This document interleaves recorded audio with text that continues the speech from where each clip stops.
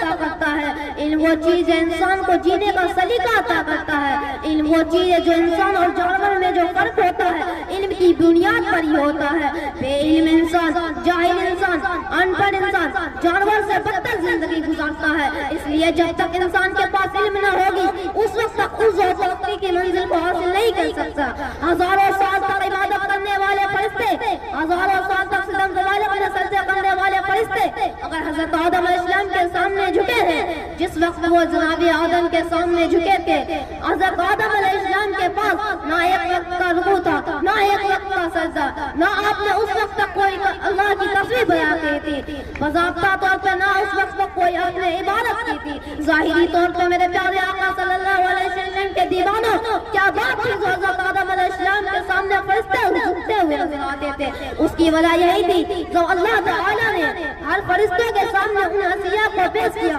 تو پوچھا اگر تم اپنے دعوے میں سچے ہو تو بتاؤ ان کے نام کیا ہے، لیکن فرشتوں نے لا علمی کا اظہار کرتے ہوئے کہا سبحانک لا علم لنا الا ما علمتنا انک انت علیم حکیم۔ لیکن حضرت آدم علیہ السلام نے ان چیزوں کا نام اور ان کا استعمال ہی بتایا۔ قیامت تک پیدا ہونے والی چیزوں کا استعمال اور نام جب حضرت آدم علیہ السلام کے زبان سے فرشتوں نے سنا اس وقت اللہ تعالیٰ کے بارگاہ میں فرشتے حضرت آدم کی عظمت معترف ہو گئے تو اللہ تعالیٰ نے فرمایا کہ تم آدم کو سجدہ کرو تو سب نے سجدہ کیا۔ پہلے ہی دن بتایا جا رہا تھا اگر تم اپنے سے پہلے آنے والے لوگوں کو قرار رکھنا چاہتے ہو اور ان کی عظمت اور بزرگی چاہتے ہو تو سنو تم علم حاصل کرو۔ جب تم علم حاصل کرو گے تو اللہ تمہیں عرض بھی عطا کرے گا اور سربلندی بھی عطا کرے گا اور تمہیں اقتدار بھی عطا کرے گا۔ آج قوم مسلم سے بخاری کی وجہ یہی ہے کہ مسلمان آج علم سے کوسوں دور ہے۔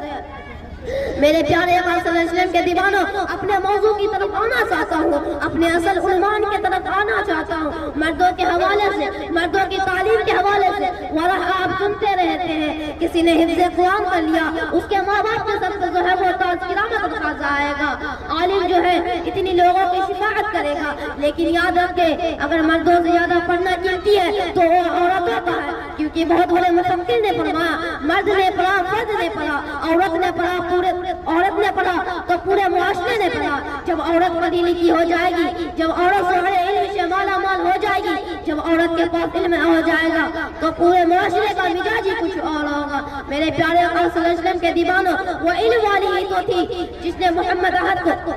وہ علم والی ہی تو تھی جس نے فرید الدین کو نظام الدین بنایا تھا، وہ علم والی ہی تو تھی جس نے محمد احد کو نظام الدین بنایا تھا، وہ علم والی ہی تھی، وہ علم والی ہی تو تھی جس نے محمد حسن کو معین غریب الدین بنایا تھا، وہ علم والی ہی تو تھی جس نے اللہ عبد القادر کو ذلائل مستقدار منزلیں عطا کی تھی۔ میرے پیارے آقا صلی اللہ علیہ وسلم کے دیوانوں جب ماں کے پاس علم ہوگی تو انداز جدا ہوگا۔ میرے پیارے آقا صلی اللہ کے دیوانوں آج جن حالات سے ہم گزر رہے ہیں یہ حالات اتنے بدتر ہے، یہ حالات اتنے بدتر ہے کہ مسلموں عورت کو گمراہ کرنے کی کوشش کی جا رہی ہے۔ کبھی یہ کہا جاتا ہے کہ مسلم عورتوں کو برابری کا حق نہیں دیا گیا ہے، کبھی یہ کہا جاتا ہے کہ عورتوں کو برابری کا حق نہیں دیا جاتا ہے، کبھی یہ کہا جاتا ہے کہ مسلم عورتوں کو پردے میں رکھ کر اس پر ظلم کیا گیا ہے، کبھی یہ کہا جاتا ہے کہ عورتوں کو گھر میں مرغی کی طرح قید کر کے اس میں ظلم کیا گیا ہے۔ میرے پیارے آقا صلی اللہ علیہ وسلم کے دیوانوں اس لیے مردوں کو، عورتوں کا بھی مرتبہ اتنا ہی ہے جتنا مردوں کا ہے۔ میرے پیارے آقا صلی اللہ علیہ وسلم کے دیوانوں اپنے مذہب میں عورتوں کو بھی علم سے مالا مال کرے، عورتوں کو بھی پڑھائے۔ اللہ تعالی ہم سب کو سننے سے زیادہ عمل کرنے کی توفیق عطا فرمائے۔ وآخرنا والحمد للہ رب العالمین۔